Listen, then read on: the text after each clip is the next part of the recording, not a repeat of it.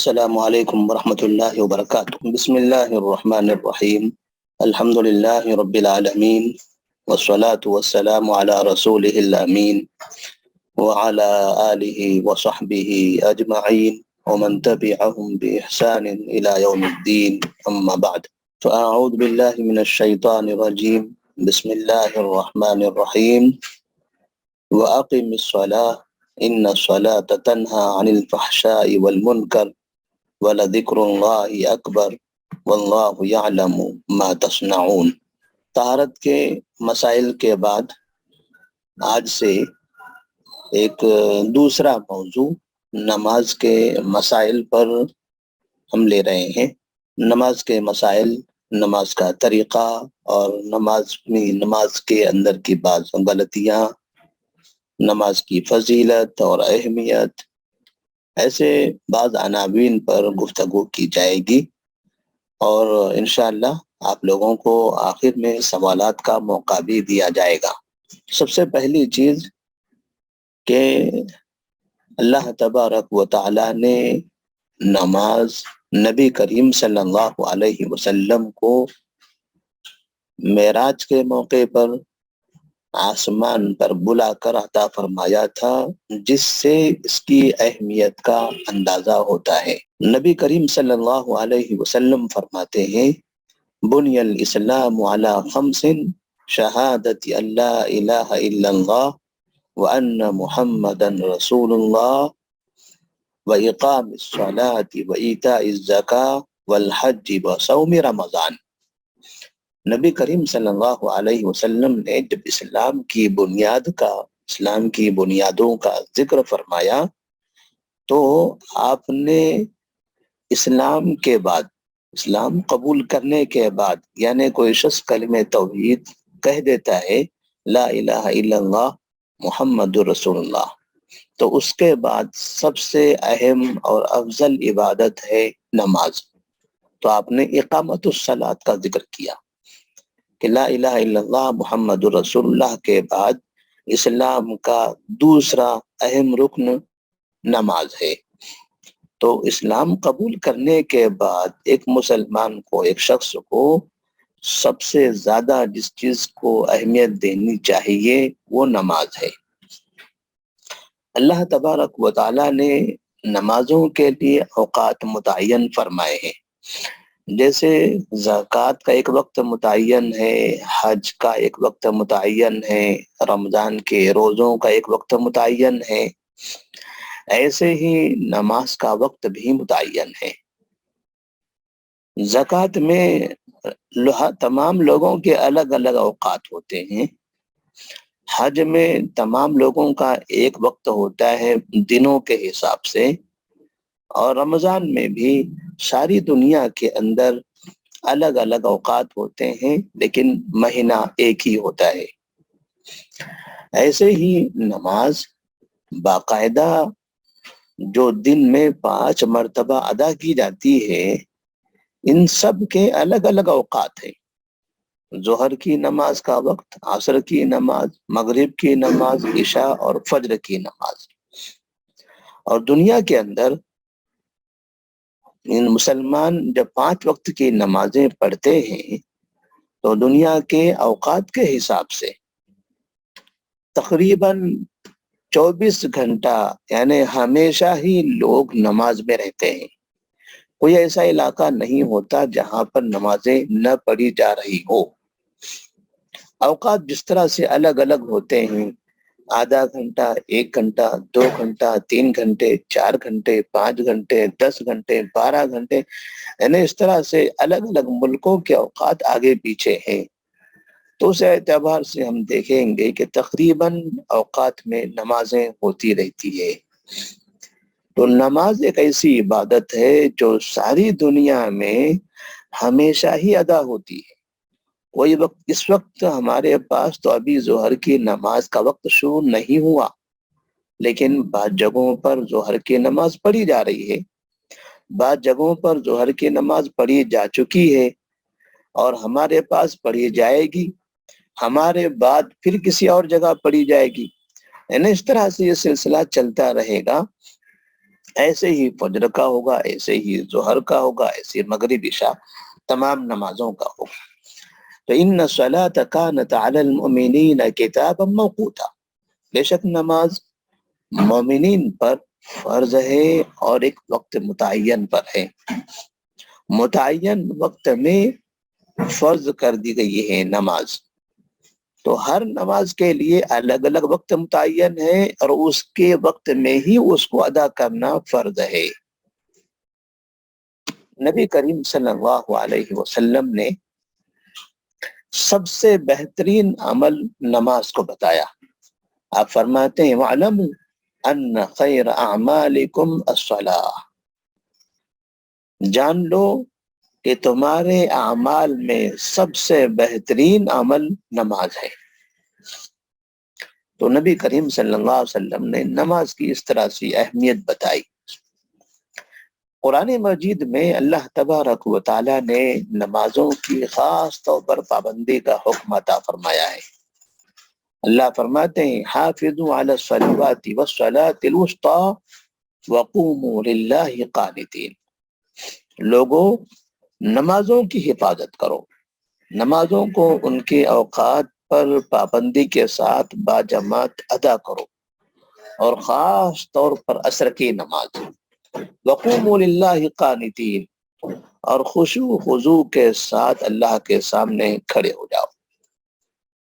نبی کریم صلی اللہ علیہ وسلم جب زندگی کا آخری لمحہ گزار رہے تھے تب آپ صلی اللہ علیہ وسلم نے صحابہ رضی اللہ تعالیٰ عنہم سے خطاب کرتے ہوئے فرمایا تھا الصلاۃ الصلاۃ وما ملکت ایمانکم، الصلاۃ الصلاۃ وما ملکت ایمانکم، لوگوں نماز نماز نماز کی پابندی کرو، نماز کی پابندی کرو، اور ان لوگوں کا احترام کرو، ان لوگوں کے حقوق ادا کرو جو تمہارے ماتحت ہیں، جن کے تم ذمہ دار ہو، جن کے تم مالک ہو، جن کے تم مسئول ہو۔ نبی کریم صلی اللہ علیہ وسلم نے ایک جملے کے اندر باقاعدہ پوری زندگی کا خلاصہ بیان فرما دیا کہ زندگی کسے کہتے ہیں؟ زندگی ہے اپنے خالق کی عبادت اور اس کے مخلوق کے ساتھ اچھا برتاؤ، الصلاۃ الصلاۃ وما ملکت ایمانکم۔ نماز پڑھنے سے اللہ تبارک و تعالیٰ کئی طرح کے فوائد عطا فرماتا ہے۔ نماز جہاں اللہ کی عبادت ہے وہیں پر نماز میں بندوں کے فائدے بھی ہیں۔ صرف اللہ کی عبادت ہی نہیں ہے، اللہ تبارک و تعالیٰ کی عبادت کی جا رہی ہے تو اس کے بدلے میں اللہ تبارک و تعالیٰ بندے کو فائدہ بھی عطا کرتا ہے، کیونکہ اسلام مسلمانوں کو، انسانوں کو ایسے کام کی تعلیم دیتا ہے کہ جس کام کا فائدہ ہو، جو کام بنا فائدہ ہو اس سے رکنے کی تعلیم دیتا ہے۔ تو نماز ایک ایسا کام ہے، ایسی عبادت ہے جس کا ایک فائدہ ہے۔ ایک تو اللہ کی عبادت، اللہ کو راضی کرنا، اللہ کو خوش کرنا، اور دوسرے اپنا ذاتی فائدہ کرنا۔ ذاتی فائدہ کیا ہے؟ نماز پڑھنے سے انسان کو کیا فائدہ ملتا ہے، کیا چیزیں حاصل ہوتی ہیں؟ نماز انسان جو دنیا کے اندر اپنی ایک مختصر سی زندگی گزارتا ہے تو اس کی خواہش ہوتی ہے کہ دنیا اس کی پرسکون ہو، اطمینان والی ہو، خوشحال ہو، اچھی روزی والی ہو، تنگ دستی سے محفوظ ہو، اور برائیوں اور بیماریوں سے محفوظ ہو، اور آخرت میں اسے جنت ملے۔ یہ انسان کی خواہش ہوتی ہے، اور نماز کے اندر یہ ساری چیزیں ہیں۔ نماز میں دنیا بھی ہے اور آخرت بھی ہے۔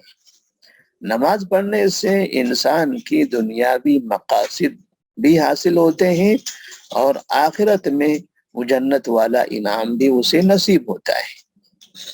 اللہ فرماتے ہیں والذین هم علی صلاتهم یحافظون اولئک فی جنات مکرمون، جو اپنی نمازوں کی حفاظت کرتے ہیں جو اپنے نمازوں کی حفاظت کرتے ہیں، نمازوں کی پابندی کرتے ہیں، وہ آخرت میں جنت میں ہوں گے، باغات میں ہوں گے۔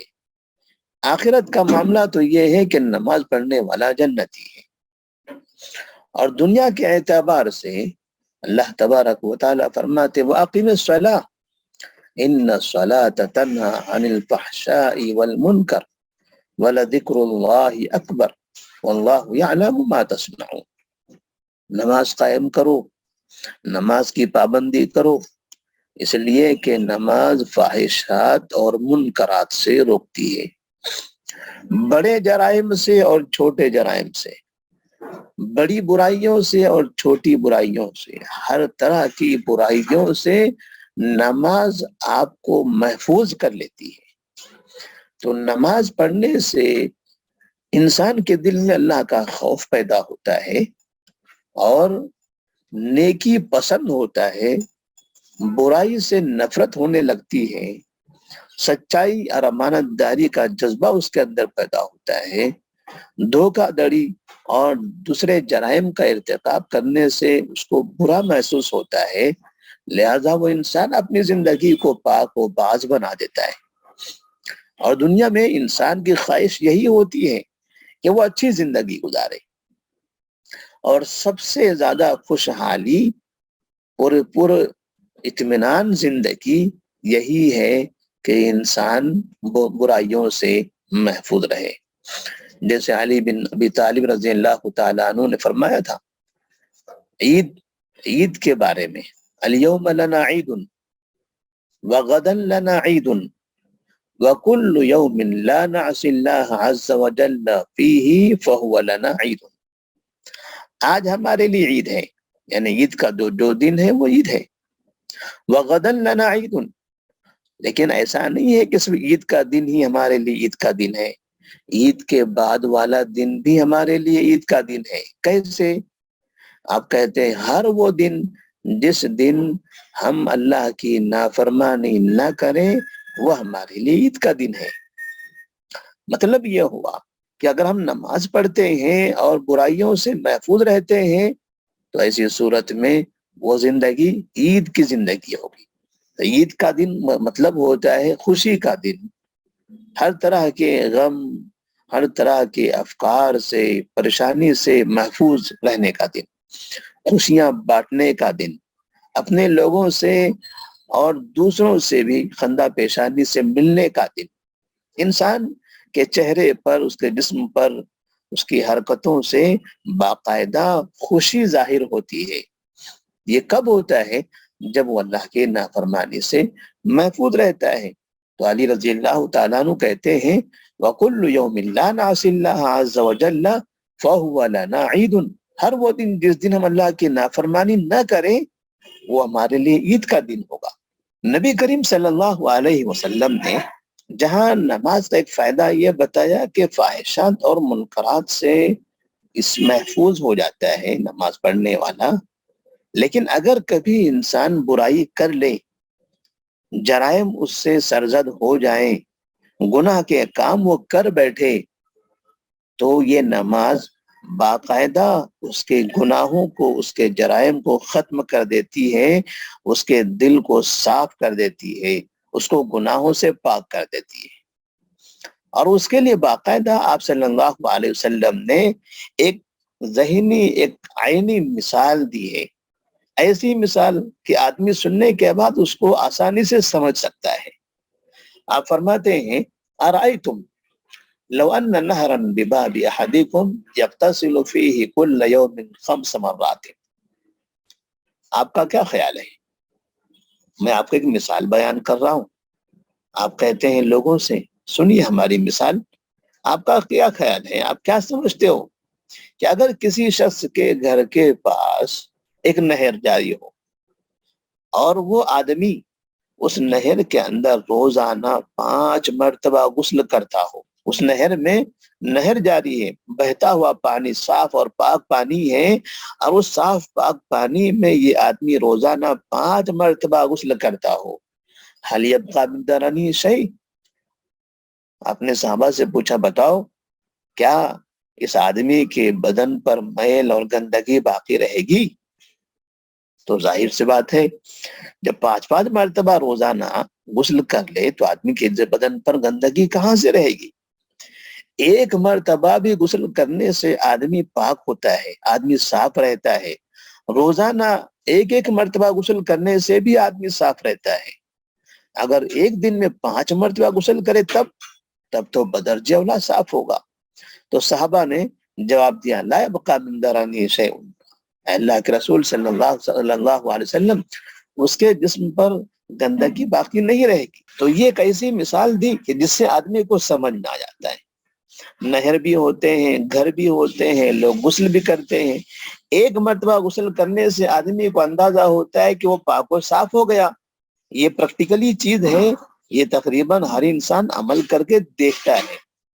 اگر ایک کی جگہ 5 مرتبہ غسل کر لے تو اس سے اندازہ ہوگا کہ پھر اس کا جسم مکمل طور پر صاف ہو گیا۔ تو آپ صلی اللہ علیہ وسلم فرماتے ہیں فَذَلِكَ مَثَلُ الصَّلَوَاتِ الْخَمْسِ، یہ 5 وقت کی نمازوں کی طرح ہے۔ یعنی 5 وقت اگر نماز پڑھ لیتا ہے آدمی تو پھر جس طرح سے 5 مرتبہ غسل کرنے سے اس کے ظاہری بدن پر گندگی باقی نہیں رہتی، ایسے ہی دن میں 5 مرتبہ نماز پڑھنے سے اس کے باطن میں گندگی باقی نہیں رہتی، اس کے باطن میں گناہ باقی نہیں رہتے، گناہوں سے وہ پاک ہوتا ہے۔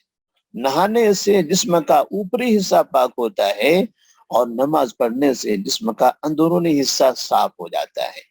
یمحو اللہ بہن الخطایا، کیا ہوتا ہے؟ اللہ تبارک و تعالی ان کے ذریعے، ان 5 نمازوں کے ذریعے غلطیوں کو مٹا دیتا ہے، غلطیوں کو صاف کر دیتا ہے۔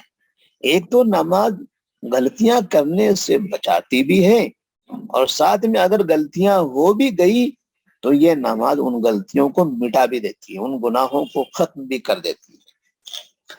تو اور انسان تو یہی چاہتا ہے، دن اور رات کی انسانی زندگی یہی ہے، اس کی محنت یہی ہے کہ وہ گناہ سے بچے، گناہ اس سے سرزد نہ ہو، اللہ تبارک و تعالیٰ کے سامنے وہ پاک و صاف ہو کر حاضر ہو۔ تو پھر اس کے لیے سب سے بہترین موقع ہے نماز کا، وہ نماز پڑھے اور اپنے ظاہر اور باطن کو مکمل طور پر پاک کر لے۔ تو نماز سے باطن صاف ہوتا ہے، اور نماز سے پہلے وضو کی تعلیم دی گئی ہے، اگر ناپاک ہیں تو غسل کا طریقہ سکھایا گیا ہے۔ تو وضو اور غسل یہ باقاعدہ جسم کے اوپری حصے کو پاک کرنا ہے، اور نماز یہ اندرونی حصے کو پاک کر دیتی ہے۔ تو اس طرح سے ایک نماز پڑھنے سے بھی آدمی کا ظاہر اور باطن دونوں پاک ہوتے ہیں، کیونکہ نماز کے لیے وضو کرتا ہے، غسل کرتا ہے، ظاہر پاک ہو جاتا ہے، اور جب نماز پڑھتا ہے تو نماز سے پھر اللہ تبارک و تعالیٰ اس کے باطن کو پاک کر دیتے ہیں۔ تو یہ نماز کی اہمیت اور نماز کا بڑا ثواب۔ تو جو اتنی اہم چیز ہے، ظاہر سے بات ہے اتنی اہم چیز کو اگر کوئی چھوڑ دے تو وہ کتنا بد نصیب ہوگا۔ جیسے مثال کے طور پر امتحانات میں سوالات آتے ہیں اور یہ کہا جاتا ہے کہ یہ فلاں سوال بڑا اہم ہے، یہ لازمی سوال ہے، اس سوال کو حل کرنا چاہیے۔ اگر وہ لازمی سوال، اہم سوال حل کیا گیا تو اس پر نمبرات بہت زیادہ ملتے ہیں، لیکن اگر اسی اہم سوال کو چھوڑ دیا گیا تو بہت زیادہ نمبرات کٹ بھی جاتے ہیں۔ ایسے ہی نماز کی جو اہمیت ہے، نماز پڑھنے سے جہاں بہت زیادہ ثواب ملتا ہے، بہت زیادہ فائدہ حاصل ہو رہا ہے، وہیں پر نماز چھوڑ دینے سے بہت زیادہ نقصان بھی ہوتا ہے۔ جس طرح نماز پڑھنے سے اولئک فی جنات مکرمون کہا اللہ تبارک و تعالیٰ نے، نماز پڑھنے والے جنت میں ہوں گے، جنات میں ہوں گے، تو اس کا مطلب اس کا ضد نماز نہ پڑھنے والے پھر جہنم میں ہوں گے۔ ما سلککم فی سقر قالوا لم نک من المصلین، جب جہنم والوں سے پوچھا جائے گا کہ آپ بتائیے کہ آپ جہنم میں کیوں آ گئے، کون سا جرم آپ نے کیا تھا جہنم میں جس کی وجہ سے آپ جہنم میں آ گئے؟ تو وہ جواب دیں گے لم نکو من المصلین، ہم نماز نہیں پڑھتے تھے،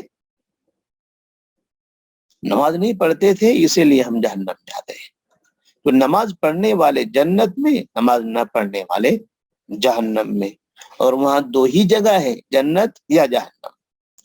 تو سب سے اہم مسئلہ آخرت میں جنت اور جہنم کا ہے کہ پڑھنے سے جنت ملتی ہے اور نہیں پڑھنے سے جہنم۔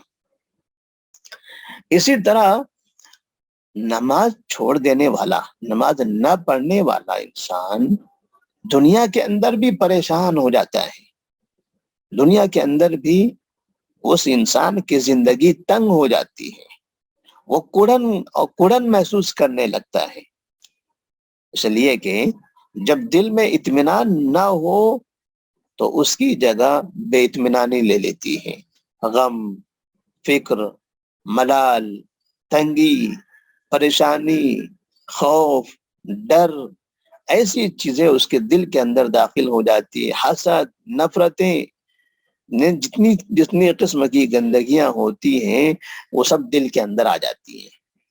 نماز پڑھتا ہے تو نماز وہ ساری گندگیوں کو نکال کر پھینک دیتا ہے، لیکن نماز نہ پڑھے، جیسے کسی جگہ گھر میں اگر ہم صفائی نہیں کرتے ہیں تو آہستہ آہستہ آہستہ آہستہ وہ جگہ پہ گندگی جمع ہونے لگتی ہے۔ اگر روزانہ ہم صاف کرتے رہتے ہیں تو وہ جگہ صاف رہتی ہے، لیکن ہم صاف نہ کریں، صفائی کا کوئی اہتمام نہ کریں، ہم سمجھے ہمارا ہی گھر ہے، گندا کہاں سے ہوگا؟ تو ظاہر سی بات ہے ہم اپنے گھر کو روزانہ 1 مرتبہ 2 مرتبہ صاف کرتے ہیں، تب بھی ہمیں بڑا کچرا نظر آتا ہے۔ اگر ہم 1 مہینے کے لیے گھر میں تالا لگا کر باہر چلے گئے، واپس آنے کے بعد پتا چلے گا کہ پوری دیواروں میں جالیاں لگی ہوئی ہیں، چپکلیاں گھوم رہی ہے، دھول پڑی ہوئی ہے، گندگی ہے، بدبو آ رہی ہے، بند رہنے کی وجہ سے۔ یعنی صفائی کا آپ نے انتظام نہیں کیا تو وہاں گندگی پہنچ جائے گی۔ تو نماز دلوں کی صفائی کا ذریعہ ہے، اگر یہ صفائی کا ہم اہتمام نہیں کریں گے تو دلوں پر گندگی جمتی چلی جائے گی، جالے پڑ جائیں گے اور دل کالا ہو جائے گا۔ فخلف من بعدهم خلف اضاعوا الصلاة واتبعوا الشهوات فسوف يلقون غيا۔ یعنی بعد میں کچھ ایسے لوگ بھی آئیں گے جو نماز کو ضائع کر دیں گے، نماز کا اہتمام نہیں کریں گے، نفسانی خواہشات کی پیروی کریں گے، جو من چاہا وہ کریں گے، کہیں گے کہ میری زندگی ہے تو میری مرضی ہے، میں پڑھوں یا نہ پڑھوں میری مرضی، آپ کون ہوتے ہو بولنے والے، آپ کون ہوتے ہو بتانے والے، میں چاہے جہاں جاؤں۔ یعنی اس طرح سے بعض مرتبہ لوگ کہتے بھی ہیں، ایسے جملے استعمال کرتے ہیں کہ میری مرضی ہے، مجھے نہیں پڑھنا ہے، میں جب دل میں آئے گا تب پڑھوں گا، نہیں آئے گا نہ پڑھوں گا۔ تو انسان کی جو زندگی ہے اس میں کوئی شک نہیں ہے کہ انسان کو اپنی زندگی اپنی مرضی کے مطابق گزارنی ہے، لیکن اس کی مرضی اللہ کی مرضی کے ماتحت ہے۔ وہ اپنی زندگی مکمل طور پر خود کی خواہش کے مطابق نہیں گزار سکتا۔ جیسے نظام بنایا گیا ہے اللہ تبارک و تعالیٰ کی طرف سے، اس نظام کے حساب سے اس کو اپنی زندگی گزارنی ہے۔ تو نبی کریم صلی اللہ علیہ وسلم فرماتے ہیں کہ اگر انسان نماز نہیں پڑھتا ہے، نماز چھوڑ دیتا ہے تو اللہ تبارک و تعالیٰ ناراض ہوتا ہے۔ من ترک الصلاة لقی اللہ وهو علیہ غضبان، جب بے نمازی اللہ سے ملاقات کرے گا کل قیامت کے دن تو اللہ تبارک و تعالیٰ اس سے ناراض رہے گا، اس سے غصے میں رہے گا۔ کیوں غصے میں ہے؟ کیونکہ ہم نماز نہیں پڑھتے تھے، تو بے نمازی سے اللہ ناراض رہتا ہے۔ اسی طرح ایک صحیح مسلم کی روایت ہے نماز نہ پڑھنے والے کے سلسلے میں، اور خاص طور پر جماعت کے ساتھ نماز نہ پڑھنے والے کے بارے میں۔ ایک مرتبہ آپ صلی اللہ علیہ وسلم مسجد میں داخل ہوئے، فجر کی نماز کا وقت تھا، آپ نے دیکھا بعض لوگ مسجد میں نظر نہیں آ رہے، آپ نے پوچھا فلاں بن فلاں کہاں ہیں؟ تو کہا گیا یا رسول اللہ صلی اللہ علیہ وسلم وہ ابھی تک نہیں آئے ہیں۔ کہا وہ فلاں کہاں ہے؟ کہا وہ بھی نہیں آئے۔ آپ ناراض ہو گئے؟ اللہ تبارک و تعالیٰ تو ناراض ہوتا ہی ہے، نبی صلی اللہ علیہ وسلم بھی ناراض ہو گئے۔ مسجد میں فجر کی نماز کا وقت ہو چکا ہے اور یہ فنا اور فنا ابھی تک آئے نہیں ہے، تو آپ نے کہا لقد ہممت ان آمر بالصلاة فتقام ثم آمر رجلا يصلي بالناس ثم انطلق معي برجال معهم حزم من حطب الى قوم لا يشهدون الصلاة فأحرق عليهم بيوتهم بالنار۔ یہ متفقن علیہ، صحیح بخاری اور صحیح مسلم کی حدیث ہے۔ آپ ناراض ہو گئے، آپ نے کہا میرا دل یہ چاہتا ہے، میں ایسا سمجھ رہا ہوں کہ اس وقت میں آپ میں سے کسی کو نماز پڑھانے کے لیے کھڑا کر دوں، وہ نماز پڑھاتا رہے اور میں کچھ لوگوں کو لے کر باہر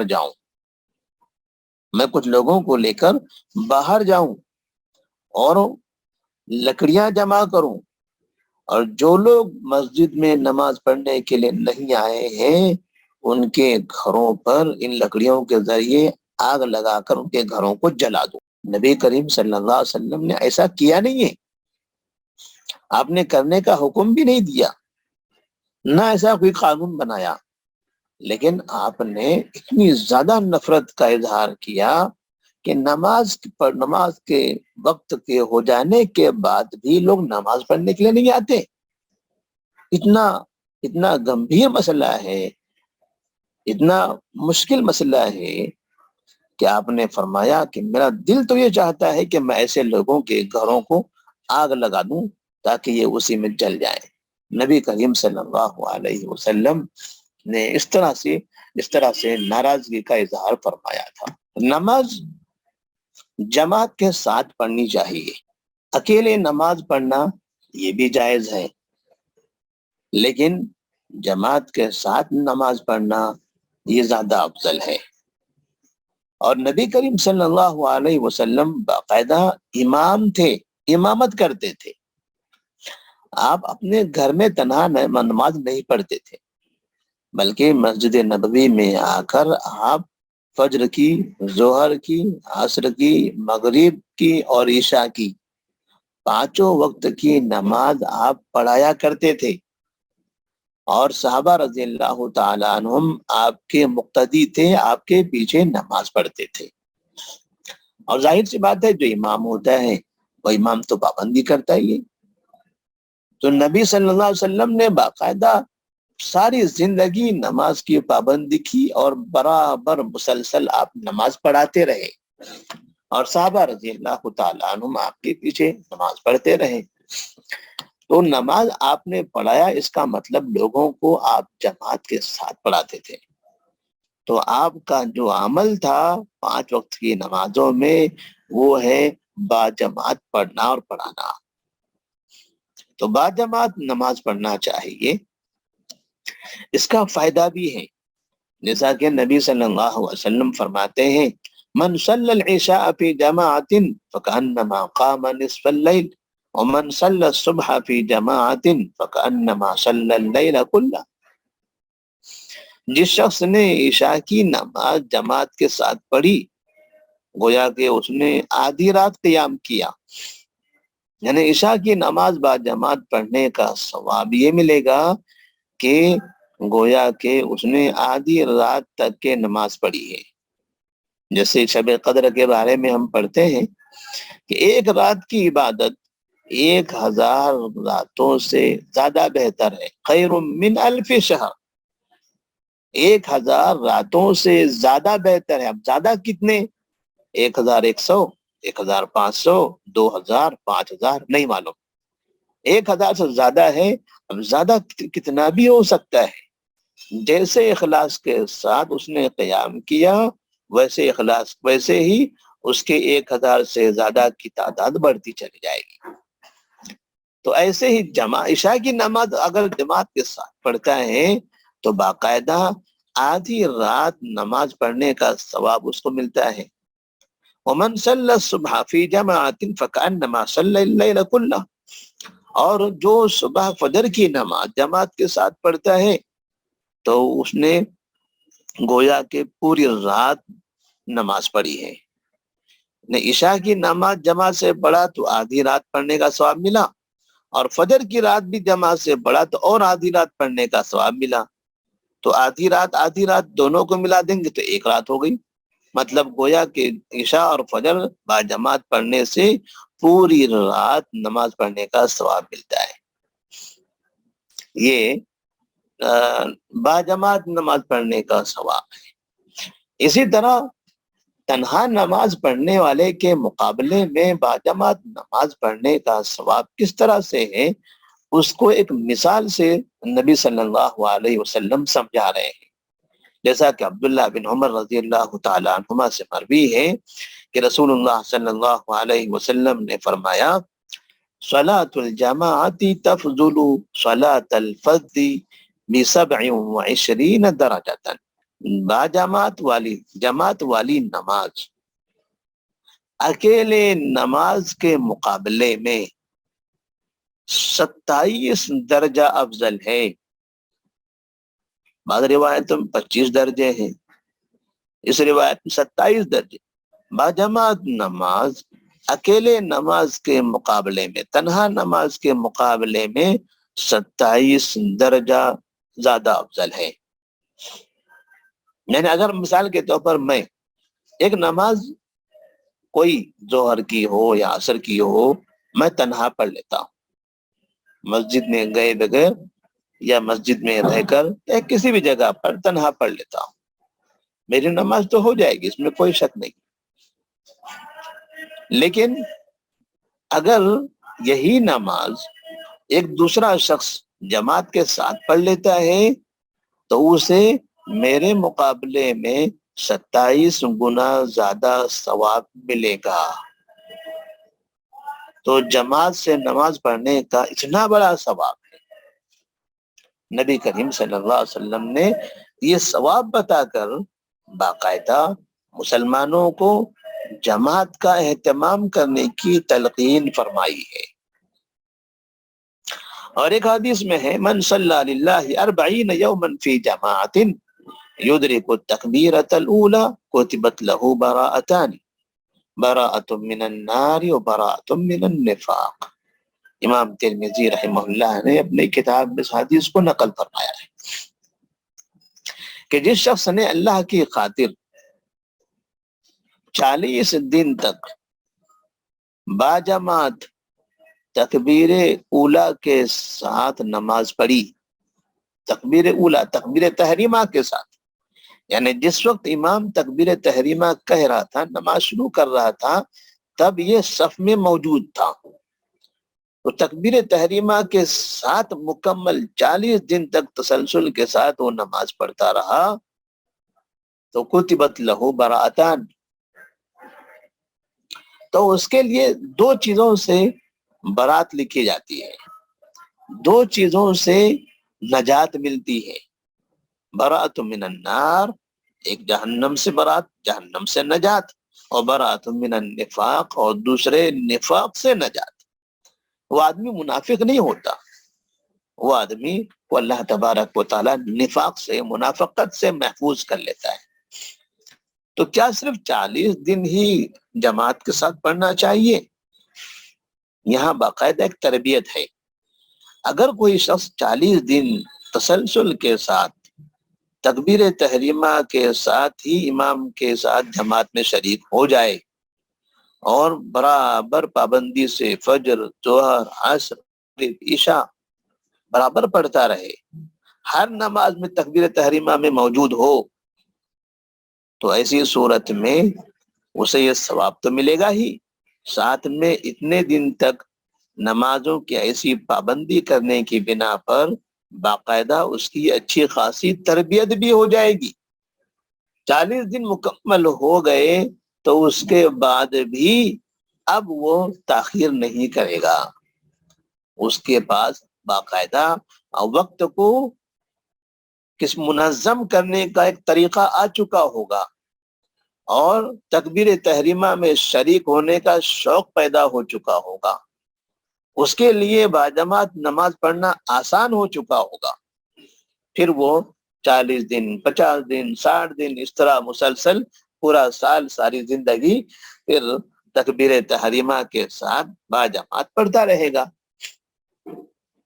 تو گویا نبی کریم صلی اللہ علیہ وسلم نے باجماعت تکبیر تحریمہ کے ساتھ نماز پڑھنے کے لیے ایک تربیت گاہ بھی بنا دی، تربیت ایک طریقہ بھی بتا دیا، اور پھر اس تربیتی سینٹر میں تربیتی وقت میں باقاعدہ 2 بڑے فائدے بھی بتائے کہ اگر آپ اس تربیتی کام میں شریک ہوتے ہو تو پھر آپ کو جہنم سے اور نفاق سے نجات مل جائے گی۔ اسی طرح سے نبی کریم صلی اللہ علیہ وسلم فرماتے ہیں صلاۃ الرجلین یؤم احدہما صاحبہ ازکا عند اللہ من صلاۃ اربعۃ تترا۔ 2 آدمی جب جمع ہوتے ہیں اور دونوں میں سے ایک دوسرے کی امامت کرتا ہے تو یہ نماز اللہ کے نزدیک ان 4 لوگوں کے نماز سے بہتر ہے جو الگ الگ کونے میں کھڑے رہ کر تنہا تنہا پڑھ رہے ہیں۔ اس کا مطلب یہ ہوا کہ اگر 2 آدمی بھی ہوں تو انہیں آپس میں مل کر جماعت کے ساتھ پڑھنا چاہیے، کسی بھی جگہ، گھر میں ہو، مسجد میں ہو، سفر میں ہو، حضر میں ہو، جہاں پر بھی اگر ساتھی موجود ہیں تو باقاعدہ جماعت کے ساتھ پڑھنا چاہیے۔ تو یہ 2 لوگوں کا باجماعت پڑھنا وہ 4 لوگوں کے تنہا تنہا پڑھنے سے زیادہ بہتر ہے۔ وَصَلَاةُ أَرْبَعَةٍ أَزْكَى عِندَ اللَّهِ مِنْ صَلَاةِ 8 تَتْرَا۔ اور 4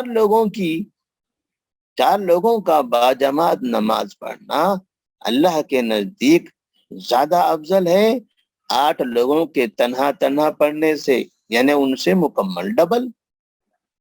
وَصَلَاةُ 8 يَؤُمُّهُمْ أَحَدُهُمْ أَزْكَى عِندَ اللَّهِ مِنْ صَلَاةِ 100۔ اور 8 لوگوں کی نماز کہ جن میں ان میں سے کوئی ایک امامت کرے، یہ زیادہ افضل ہے اللہ کے نزدیک 100 لوگوں کی تنہا تنہا نماز سے۔ تو اس طرح سے اس میں کوئی شک نہیں ہے کہ تنہا پڑھنے سے نماز ہو جاتی ہے، لیکن اس سے ثواب کم ہوتا ہے۔ اسی لیے باجماعت نماز پڑھنے کا اہتمام کرنا چاہیے۔ جو آدمی باجماعت نماز نہیں پڑھتا ہے، باقاعدہ نبی کریم صلی اللہ علیہ وسلم ان سے ناراض ہو گئے تھے، جیسا کہ ابھی تھوڑی دیر پہلے ہم نے بیان کیا تھا کہ آپ نے اس بات کی امید کی تھی کہ میں ایسے لوگوں کے گھروں کو آگ لگا دوں، ہو سکتا ہے وہ لوگ گھر میں پڑھتے ہوں گے، پھر بھی آپ نے آگ لگانے کا ارادہ کیا تھا، صرف اس وجہ سے کہ وہ جماعت کے ساتھ نماز پڑھنے کے لیے مسجد میں نہیں آئے تھے۔ اب یہ باجماعت نماز پڑھنے کا جو مسئلہ ہے، کیا یہ صرف مردوں کے لیے ہے یا عورتوں کے لیے بھی ہے؟ باجماعت نماز مردوں کے لیے واجب ہے، باجماعت نماز مردوں کے لیے واجب ہے، لیکن عورتوں کے لیے واجب نہیں ہے۔ عورتیں اپنے گھروں میں تنہا تنہا نماز پڑھ سکتی ہیں، ان پر جماعت کے ساتھ پڑھنا واجب نہیں ہے۔ جماعت کا جو ثواب ہے یا جماعت کی جو فضیلت ہے، جماعت سے پڑھنے کا جو حکم ہے، وہ صرف مردوں کے لیے ہے، عورتوں کے لیے یہاں پر حکم الگ ہے۔ تو اس طرح سے نماز میں باقاعدہ جہاں پر مرد اور عورت میں کسی چیز کا فرق ہے تو وہاں نبی کریم صلی اللہ علیہ وسلم نے باقاعدہ اس کی وضاحت کر دی۔ خامخواہ دونوں کی نمازوں میں فرق نہیں کیا جائے گا، مرد کی اور عورت کی، فرق اسی جگہ کیا جائے گا جہاں نبی صلی اللہ علیہ وسلم نے فرق کر کے بتایا ہے، جہاں دونوں کا حکم، دونوں کا طریقہ الگ بتا دیا، بس وہیں پر فرق ہوگا۔ ہم اپنی جانب سے دونوں کے درمیان کوئی فرق نہیں کر سکتے۔ تو باقاعدہ یہاں پر نبی کریم صلی اللہ علیہ وسلم نے فرمایا تھا کہ لا تمنعوا نساءکم المساجد وبیوتہن خیر لہن، اے لوگوں تم اپنی عورتوں کو مساجد سے منع نہ کرو، تم اپنی عورتوں کو مساجد میں جانے سے نہ روکو، یعنی اگر وہ مسجد جانا چاہتی ہیں اور وہاں جماعت کے ساتھ مردوں کے پیچھے نماز پڑھنا چاہتی ہیں تو پھر آپ انہیں نہیں روک سکتے، آپ انہیں نہ روکو، جانے دو۔ لیکن یہ اس وقت ممکن ہے جب مسجد میں باقاعدہ عورتوں کے لیے نماز کا انتظام ہو۔ نبی کریم صلی اللہ علیہ وسلم کے زمانے میں مسجد نبوی میں عورتوں کے لیے نماز کا انتظام تھا، امہات المؤمنین، صحابیات اور اس طرح سے تمام مسلمان باقاعدہ مسجد نبوی میں نماز پڑھنے کے لیے آتی تھی، جمعہ کی نماز بھی، عیدین کی نماز بھی، حتیٰ کہ فجر کی نماز بھی۔ تو یہ جہاں پر نماز کا اہتمام ہے، نماز کے لیے باقاعدہ ان کے لیے جگہ بنائی گئی ہے اور وہاں پر عورتیں نماز پڑھنے جانا چاہتی ہیں، تو آپ نے فرمایا کہ شوہروں سے یا ماں باپ سے، بھائیوں سے خطاب کرتے ہوئے کہ تم اپنے گھر کی عورتوں کو مسجد میں جانے سے منع مت کرو۔ لیکن یہ نہیں کہا کہ تم مسجد میں جانے کا حکم دو، بلکہ کہا مسجد میں اگر وہ خود سے جانا چاہتی ہیں تو آپ منع مت کرو، جانے دو۔ وَبُيُوتُهُنَّ خَيْرٌ لَهُنَّ، لیکن ان کے گھر ان کے لیے زیادہ بہتر ہیں، یعنی وہ اپنے گھروں میں نماز پڑھ لیں، یہ ان کے لیے زیادہ اچھا ہے۔ تو اس طرح سے عورتوں کے لیے گھر میں نماز پڑھنا زیادہ افضل ہے۔ اگر مسجد جانا چاہیں تو مسجد میں آنے سے بھی انہیں نہیں روکا جائے گا۔ اور ظاہر سی بات ہے گھر میں پڑھنا بہتر ہوتے ہوئے بھی، گھر میں پڑھنا بہتر ہوتے ہوئے بھی امہات المؤمنین رضی اللہ تعالی عنہن مسجد میں آیا کرتی تھی نبی کریم صلی اللہ علیہ وسلم کے پیچھے نماز پڑھنے کے لیے۔ صحابیات بھی مسجد میں آتی تھی، جنہیں مرضی ہوتی مسجد پہنچ جاتے، جنہیں نہیں آنا ہوتا گھر میں پڑھ لیتے۔ اس کا یہ مطلب نہیں ہے کہ گھر میں پڑھنا بہتر ہے تو مسجد میں نہیں آنا چاہیے، ایسا نہیں ہے۔ مسجد میں آنا ہے تو وہ آ سکتی ہیں، اور باقاعدہ نبی کے زمانے میں ایک بڑی تعداد میں عورتیں مسجد آیا کرتی تھی۔ ام الحسن سے مروی ہے کہ انہوں نے ام سلمہ رضی اللہ تعالیٰ عنہ جو نبی کریم صلی اللہ علیہ وسلم کی بیوی ہے، ان کو دیکھا کہ وہ عورتوں کی امامت کر رہی ہیں، تقوم معہن فی صفہن، اور امامت میں وہ صف میں ان کے درمیان ان کے ساتھ کھڑی ہو رہی ہے۔ یہ مسئلہ عورتوں کی اپنی جماعت کا ہے، مردوں کے ساتھ جماعت میں اگر شریک ہونا ہے، مسجد میں آ کر پڑھنا ہے تو پڑھ سکتی ہیں، نبی نے روکنے سے منع کر دیا، لیکن کہا گھر میں افضل ہے، گھر میں بہتر ہے۔ اب اگر گھر میں عورتیں جماعت بنا کر پڑھنا چاہتی ہیں کہ گھر کی عورتیں جمع ہو گئی اور ان میں سے کوئی ایک تعلیم یافتہ جس کو قرآن یاد ہے، نماز کا طریقہ معلوم ہے، وہ اگر نماز پڑھائے تو اس طرح سے جماعت کے ساتھ یہ نماز پڑھنا ان کے لیے زیادہ بہتر ہے، ان کے لیے افضل ہے۔ یعنی مسجد میں جا کر پڑھنا وہ زیادہ افضل نہیں ہے، لیکن گھر میں اگر وہ جماعت بنا کر پڑھتی ہیں تو یہ ان کے لیے افضل ہے، بہتر ہے۔ اب اس میں امامت جو عورت کرے گی، وہ عورت باقاعدہ پہلی صف میں درمیان میں کھڑی رہے گی، جس طرح مردوں کا امام آگے کھڑا ہوتا ہے، مقتدی پچھلے صف میں کھڑے ہوتے ہیں، لیکن عورتوں کی جو امام عورت ہوگی وہ باقاعدہ عورتوں سے آگے نہیں کھڑی ہوگی، بلکہ عورتوں کے درمیان پہلی صف میں کھڑی ہوگی، اور وہیں سے وہ تمام نمازیں پڑھائے گی، جو نمازیں ان کو پڑھانا ہے، فجر ہو، ظہر ہو، عصر ہو، مغرب ہو، عشاء ہو۔ نبی کریم صلی اللہ علیہ وسلم کی بیوی ام سلمہ رضی اللہ تعالیٰ عنہ اس طرح سے باقاعدہ گھر میں عورتوں کی امامت کیا کرتی تھی۔ ایسے ہی عائشہ رضی اللہ تعالیٰ عنہ نے بھی فرض نمازوں کی امامت کی ہے، وہ بھی فرض نمازیں باقاعدہ گھر میں دیگر عورتوں کو پڑھایا کرتی تھی، اور امامت کے درمیان میں وہ پہلی صف کے بیچ میں کھڑی رہتی تھی۔ اور لجنہ دائمہ جو سعودی عرب کی فتویٰ کمیٹی ہے، جس میں بڑے بڑے علماء کرام شامل ہیں، تو انہوں نے لکھا ہے وَإِن صَلَّيْنَ جَمَاعَةً فِي الْبَيْتِ فَهُوَ أَفْضَلُ، اگر عورتیں گھر کے اندر جماعت بنا کر نماز پڑھتی ہیں تو یہ زیادہ افضل ہے، زیادہ بہتر ہے۔ وَتَكُونُ إِمَامَتُهُنَّ فِي وَسَطِهِنَّ فِي الصَّفِّ الْأَوَّلِ وَيَؤُمُّهُنَّ أَقْرَؤُهُنَّ وَأَعْلَمُهُنَّ بِأَحْكَامِ الدِّينِ، اور ان کی امام پہلی صف کے درمیان میں کھڑی ہوگی، اور امامت وہ کرے گی، وہ عورت کرے گی جو ان کے بیچ میں زیادہ پڑھنے والی اور دین کے بارے میں زیادہ جاننے والی ہوگی۔ تو اس سے سمجھ میں آیا کہ عورتوں کے لیے باجماعت نماز پڑھنا افضل ہے، لیکن گھر میں، اور پھر یہ جماعت بنا کر پڑھنا ان کے لیے واجب نہیں ہے، نہ گھر میں نہ باہر۔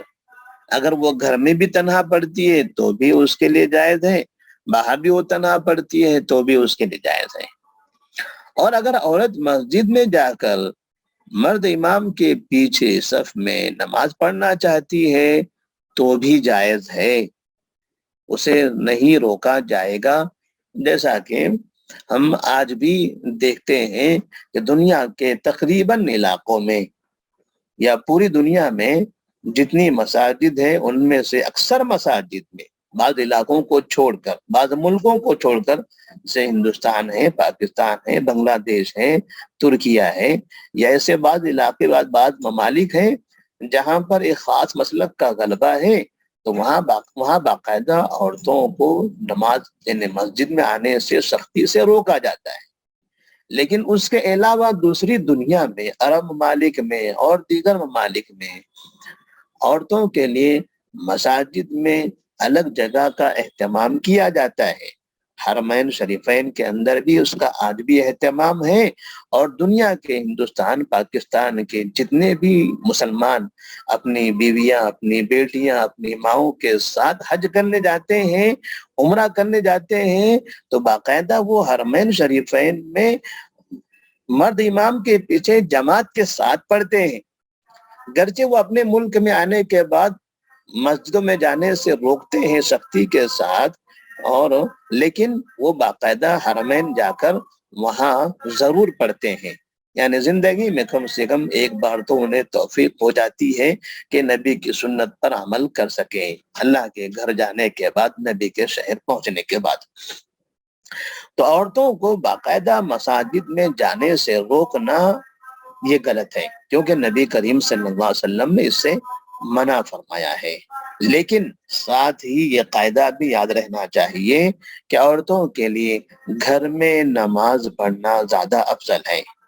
بعض مرتبہ ہم دیکھتے ہیں کہ جیسے رمضان کا مہینہ آتا ہے، تراویح وغیرہ پڑھنی ہوتی ہے، تو بعض لوگ یہ سمجھتے ہیں کہ عورتوں کو مسجد میں جانا منع ہے، مسجد میں نہیں پڑھنا چاہیے ورنہ فتنہ ہوگا۔ تو وہ لوگ کیا کرتے ہیں، بجائے مسجد میں عورتوں کو نماز کے لیے لے جانے کے فنکشن ہالوں میں لے جاتے ہیں اور وہاں عورتوں کی جماعت بنواتے ہیں۔ تو اگر گھر سے نکل کر عورتیں فنکشن ہال جا کر پڑھتی ہیں اور یہ سمجھتی ہیں کہ فنکشن ہالوں میں عورتوں کے لیے فتنہ نہیں ہے، مسجد میں عورتوں کے لیے فتنہ ہے، تو یہ دماغ میں فتنہ ہے، یہ ان کے دماغ کا فطور ہے۔ اللہ کے گھر کو فتنے کی جگہ قرار دینا اور فنکشن ہالوں کو ناچ گانے کی جگہ کو فتنے سے پاک قرار دے کر وہاں جا کر جماعت کے ساتھ نماز پڑھنا، یہ بہت بڑا غلط عقیدہ، بہت بڑا جرم ہے اور بہت خراب خیال ہے، نبی کریم صلی اللہ علیہ وسلم کے ارشاد کی توہین ہے۔ تو اس طرح سے عورتوں کی جماعت کا یہ مسئلہ ہے.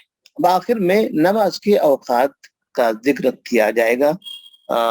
وقت ہمارے پاس ہو رہا ہے.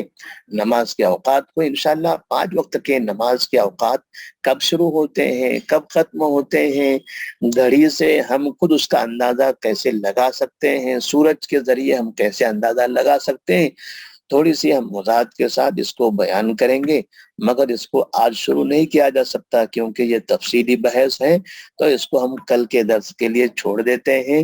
نماز کے اوقات بیان کیے جائیں گے، اس کے بعد پھر نماز کا پورا طریقہ شروع سے تکبیر تحریمہ سے لے کر سلام تک کی پوری تفصیل بتائی جائے گی، اور پھر نماز کے بعض اہم مسائل کا ذکر کیا جائے گا. اللہ سے دعا ہے اللہ تبارک و تعالی ہم تمام کو نمازوں کا اہتمام کرنے کی توفیق عطا فرمائے. السلام علیکم ورحمۃ اللہ وبرکاتہ. اگر کسی کے پاس کوئی سوال ہو تو سوال کر سکتے ہیں. السلام علیکم ورحمۃ اللہ وبرکاتہ. وعلیکم السلام.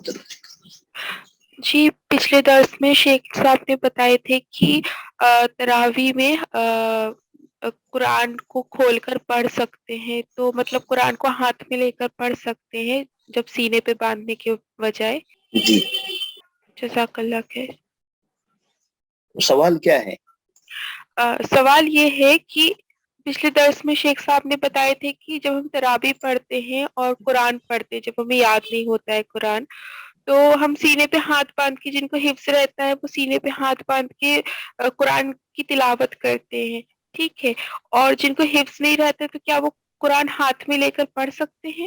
اگر وہ تنہا نماز پڑھ رہے ہیں ہاں. اور ان کو طویل نمازیں پڑھنی ہیں اور سوریں زیادہ یاد نہیں ہیں، تو ایسی صورت میں وہ قرآن ہاتھ میں لے کر قرآن کو دیکھ کر نماز پڑھ سکتے ہیں. اور اگر وہ امام کے پیچھے ہیں، امام تراویح پڑھا رہے ہیں اور ہم مقتدی ہیں، ہم صرف ان کے پیچھے سن رہے ہیں، رکوع سجدہ کر رہے ہیں، تو ہم اس کے پیچھے قرآن ہاتھ میں نہیں لیں گے. ان کے پیچھے کھڑے رہ کر قرآن کو ہاتھ میں لے کر نہیں پڑھیں گے. الا یہ کہ اگر ہم سے یہ کہا جا رہا ہے کہ آپ امام کے پیچھے کھڑے رہو اور امام سے کوئی غلطی ہو جائے تو آپ لقمہ دے دو، اور ہم حافظ نہیں ہیں، ہم کہاں سے لقمہ دیں گے؟ لیکن لوگ یہ سمجھتے ہیں کہ گرچہ کہ آپ حافظ نہیں ہیں مگر تھوڑا بہت آپ کو آتا ہے، آپ اگر لقمہ دیں گے تو زیادہ بہتر ہے، ورنہ باقی سب دوسرے کسی کو بھی نہیں آتا ہے. تو اگر اس طرح سے ہم سے کہا جائے تو پھر ہم امام کے پیچھے امام کو لقمہ دینے کے لیے وہاں پر قرآن لے کر پڑھ سکتے ہیں. ورنہ خواہ مخواہ دوسری صف والے، تیسری صف والے، چوتھی صف والے، 10ویں صف والے کسی بھی جگہ پر کھڑے کھڑے قرآن ہاتھ میں لے کر پڑھ رہے ہیں تو وہ مناسب نہیں ہے. جی جزاک اللہ خیر. السلام علیکم شیخ صاحب. وعلیکم السلام ورحمۃ اللہ. شیخ صاحب جی میرا ایک سوال تھا، جیسے آپ نے بولا نا کہ نماز میں ہی مردوں کو باجماع نماز ادا کرنی ہے کسی بھی حال میں، سوائے کوئی عذر ہو، بیماری وہ تو پتہ ہی ہے. جی کچھ صاحب ایسے بھی ہوتے ہیں جن سے پوچھا جاتا ہے کہ آپ فجر میں کیوں نہیں آتے، وہ کہتے ہیں کہ ہماری جو اہلیہ ہے، ہماری بیوی اکیلی رہتی ہے، تو ہمیں ڈر رہتا ہے کہ ہم میں بھی کچھ نہ ہو جائے، اس لیے ہم فجر چھوڑ دیتے ہیں اور ہم گھر میں ہی ادا کرتے ہیں. تو اس میں ایک ام مکتوم والی روایت ہے نا، جس سے محمد صلی اللہ علیہ وسلم نے اس کو بولا تھا کہ آپ نماز، اس نے اس کو اجازت مانگی تھی گھر میں نماز پڑھنے کی، تو محمد صلی اللہ علیہ وسلم نے اس کو بولا آپ نہیں پڑھ سکتے، پھر اس نے 11 عذر منگوائے تھے. تو پھر بھی اس کو محمد صلی اللہ علیہ وسلم نے کہا کہ اگر آپ اذان سنتے ہو تو آپ کو نماز آنا ہی آنا ہے. تو جی میں نے اس صاحب کو یہی روایت بولی، تو وہ بولا مجھے وہاں سے کہ یہ روایت ضعیف ہے. اس روایت کی وضاحت کیجیے اور اس مسئلے کا کیا صحیح جواب رہے گا. تو اس لیے شیخ صاحب دیکھیے، جیسا کہ اس شخص نے کہا ہے کہ ہم فجر میں اس لیے نہیں جا سکتے کہ ہم کو یہ ڈر ہے کہ ہماری بیوی کو کوئی نقصان ہو جائے گا، ہے نا. ہاں شیخ صاحب. اگر واقعتاً وہ خطرہ کس طرح کا ہے، کیسے اس کی سچویشن ہے، کیسی حالت ہے، وہ بہتر جانتے ہیں. اگر واقعتاً بہت زیادہ گمبھیر مسئلہ ہے، بہت زیادہ پریشانی والا مسئلہ ہے، تو پھر آدمی اپنے گھر میں نماز پڑھ لے.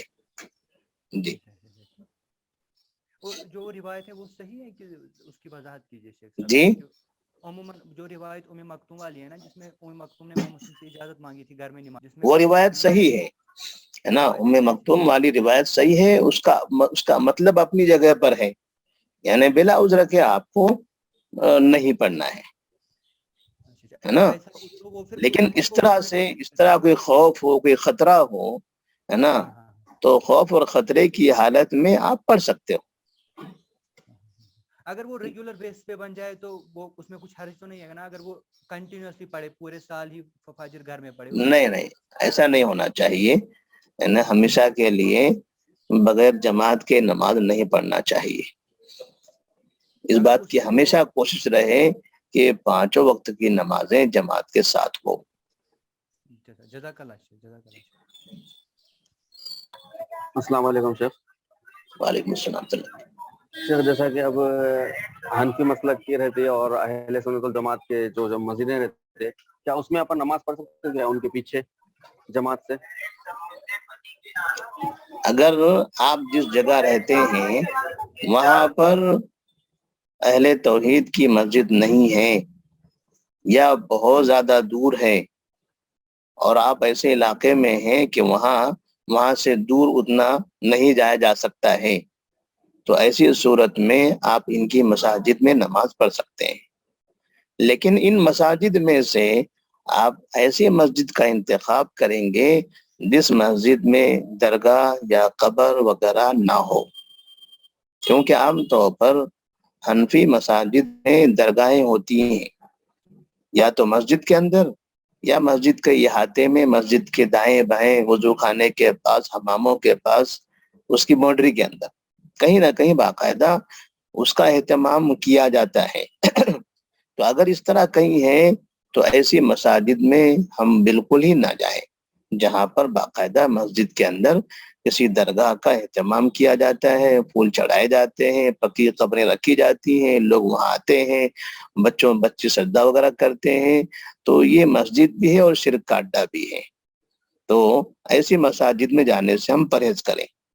اور اگر ایسی مسجد نہیں ہے, یعنی اس مسجد کے اندر کوئی درگاہ وغیرہ نہیں ہے, مسجد ہے, صرف اللہ کا گھر ہے, وہاں شرک کا اڈا نہیں ہے, تو 1 سے 2-3 مسجدیں اسی طرح کی ہیں, تو ہم اس میں یہ دیکھیں کہ امام جو ہے مسجد کا ایسا تو نہیں ہے کہ وہ قبر پرست ہے, کیونکہ احناف میں قبر پرستی عام ہو چکی ہے, چاہے وہ کسی احناف کے دونوں فرقوں میں سے کوئی بھی ہو, قبر پرستی عام ہے ان کے درمیان میں, کوئی کم تو کوئی زیادہ. تو اگر یہ دیکھا جائے کہ ان میں سے ایک قبر پرست ہے, دوسرا قبر پرست نہیں ہے, تو جو قبر پرست نہیں ہے اس کے پیچھے ہم نماز پڑھیں گے, جو امام قبر پرست ہو وہ اس کے پیچھے نماز نہیں پڑھی جائے گی. اور اگر آپ کو وہاں مسلسل رہنا ہے اور وہ امام قبر پرست بھی ہے, اس کے علاوہ دور دور تک کہیں مسجد نہیں ہے, تب آپ کیا کرو گے؟ تب آپ کا کام ہوگا وہ قبر پرست امام کو نصیحت کرنا, اس کو سمجھانا, اس کو دعوت دینا توحید کی, کیونکہ امام ہے. امام اگر موحد نہ ہو, امام مشرک ہو, تو نماز پڑھنے والوں کا کیا حال ہوگا؟ تو ایسی صورت میں پھر ایسی جگہ پر رہتے ہوئے بھی آپ کو ان لوگوں کو نصیحت کرنا, انہیں دعوت دینا ضروری ہے. السلام علیکم ورحمۃ اللہ وبرکاتہ.